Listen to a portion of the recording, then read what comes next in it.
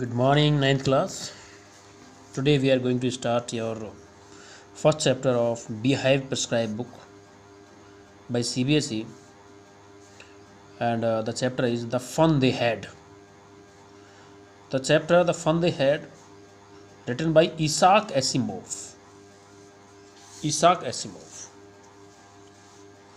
And in this chapter, he has described how the education system will be there after 150 years. After 150 years, the model of education system.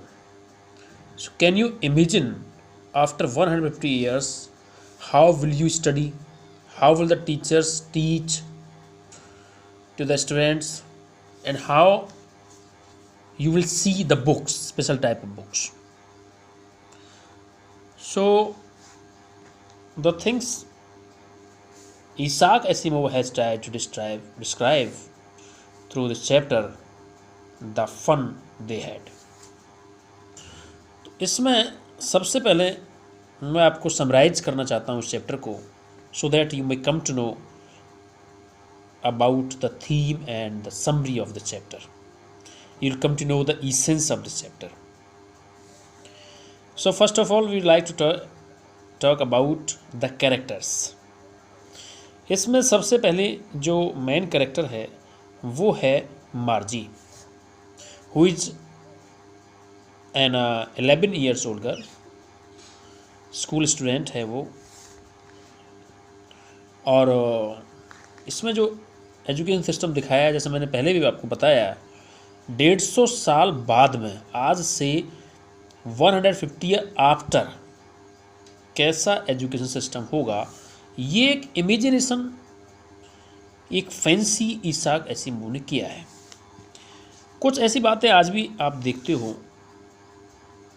कि जो आपके routine education system से थोड़ा अलग अब आपको भी नज़र आती हैं. जैसे आपकी क्लासेस में स्मार्ट क्लासेस हैं, आप प्रोजेक्टर से स्टडी करते हो. कई बार प्रोजेक्टर में क्या होता है कि जो आपके टीचर हैं उनका जो रोल है वो मर्ज हो जाता है, और आप जो कंप्यूटराइज्ड चैप्टर्स होते हैं उनको पढ़ रहे होते हो. उसमें कई सारी चीज़ें आप पढ़ते हो, समझते हो. लेकिन क्या आपको नहीं लगता है कि आने वाले टाइम में ये सारी चीज़ें, जिस तरीके से आज आप पढ़ रहे हो, वो सिस्टम चेंज हो जाएगा? If you go 20 years back तो स्मार्ट क्लासेस नहीं होती थी. आज आप मोबाइल से स्टडी करते हो, यूट्यूब पर स्टडी करते हो, प्रोजेक्टर से स्टडी करते हो. इसके अलावा आप देखते हैं कि आप कई सारी ऑनलाइन क्लासेस भी पढ़ते हो. Means when you are not face to face with your teacher and you get an education. So this is now also a system, but what system will be there after 150 years?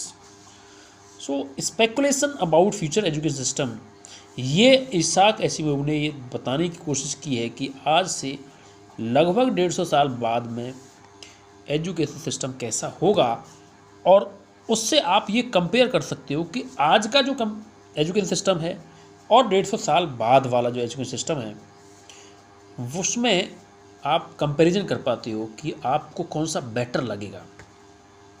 क्योंकि कई बार आप आज के education system से, school का जो discipline है, जो रेजिमेंटेशन है, उससे कई बार आप फेडअप फील करते हो, आप उससे बोरिंग फील करते हो कई बार. लेकिन जब आपको ये पता लगेगा कि ये जो आज का आपका एजुकेशन सिस्टम है वो एग्जिस्ट ही नहीं करता है, तो शायद आपको ये सारी चीज़ें अच्छी लगें. ये ही इसाक एसिमोव ने बताने की कोशिश की है. तो यहाँ पर मार्जी के बाद में दूसरा जो कैरेक्टर इसमें आता है वो है टॉमी. ये मार्जी का एक फ्रेंड है, who is also approximately same age, 30 years old है. तो ये दोनों एक दूसरे से डिस्कस करते हैं कि, क्योंकि इनके हाथ में एक बुक है, और जब वो बुक को देखते हैं तो उनको समझ नहीं आता है कि ये क्या है. क्योंकि वो तो यूज टू नहीं है ना, क्योंकि बुक से पढ़ाई करने के यूज टू नहीं है। वो तो जिस तरीके से पढ़ाई करते हैं, उनके पास में कंप्यूटर हैं, टैबलेट्स, आज भी हम जो पढ़ते हैं मोबाइल पर भी आप स्टडी करते हो, लेकिन उस टाइम पर आप देखें तो एक रोबोट से वो पढ़ाई, रोबोट उनका टीचर है, उनको पढ़ाने वाला जो है वो एक रोबोट है, वहाँ पर ह्यूमन टीचर्स नहीं है। तो इसके अकॉर्डिंग आप ये गैस कर सकते हो कि आने वाले टाइम में आपका एजुकेशन सिस्टम कैसा होगा। वो जब बुक को देखते हैं तो शॉक्ड हो जाते हैं दोनों, मार्जी and Tommy, because they never saw a book, they are surprised to see it, and the book was very old, that's why it was yellowish, letters were not moving, because ये दोनों बच्चे क्योंकि projector से पढ़ते हैं तो आप देखते हैं स्क्रॉल करते हो आप उससे, तो वहाँ पर लेटर्स मूव नहीं करते, वो स्टेबल हैं आपकी जैसे बुक में नोटबुक में होते हैं लेटर्स, वो स्क्रॉल नहीं करते, मूव नहीं करते, क्योंकि दोनों ही बच्चे यूज्ड टू थे उनको स्क्रॉल करने के, मूव करने के।